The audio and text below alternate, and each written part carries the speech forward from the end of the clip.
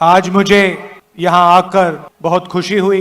जैसे मेरी बहन ने कहा, शायद इतना सुंदर मंदिर मैंने पहले नहीं देखा।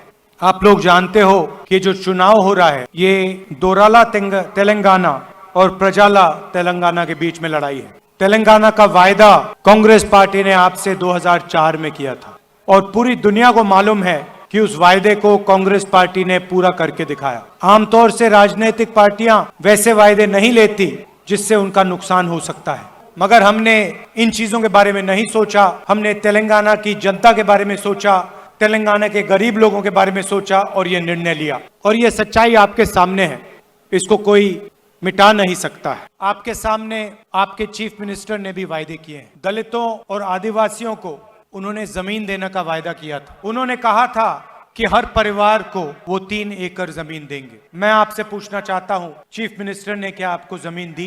उन्होंने रोजगार का वायदा किया, क्या उन्होंने आपको रोजगार दिया? उन्होंने साफ सरकार चलाने की बात की, क्या उन्होंने भ्रष्टाचार किया? कलेश्वरम इरिगेशन प्रोजेक्ट में 1 लाख करोड़ रुपए उन्होंने आपके जेब में से लिए।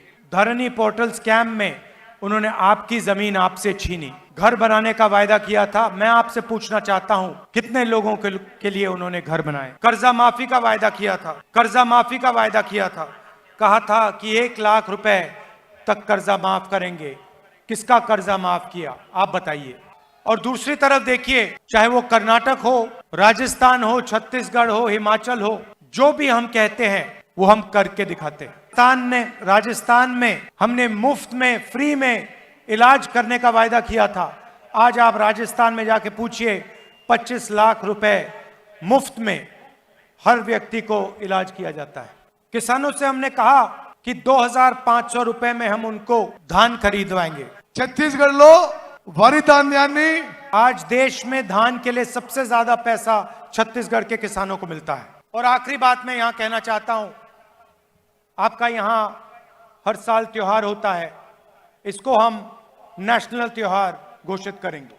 जैसे कुंभ मेला होता है वैसा ही आपका फेस्टिवल होता है, आपका त्योहार होता है। जैसे ही हमारी सरकार दिल्ली में आएगी वैसे ही हम ये काम आदिवासियों के लिए करेंगे। तेलंगाना में बीआरएस और कांग्रेस पार्टी के बीच में चुनाव हो रहा है।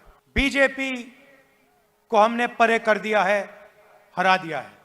मगर एक बात याद रखिए, बीजेपी चाहती है कि बीआरएस तेलंगाना में जीते। ये दोनों एक साथ काम कर रहे हैं और इनके साथ एमआईएम भी मिली हुई है। अब देखिए, पार्लियामेंट हाउस में जो भी बीजेपी चाहती थी वो बीआरएस ने किया। किसान बिल में पूरा समर्थन दिया। तो याद रखिए, ये तीनों पार्टियां एक साथ काम कर रही हैं, कांग्रेस पार्टी को हराने की कोशिश कर रही हैं।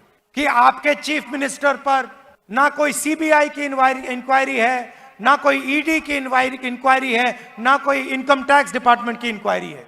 विपक्ष के सब नेताओं पर केस लगे हुए हैं। मेरे ऊपर 24 केस लगाए हुए हैं।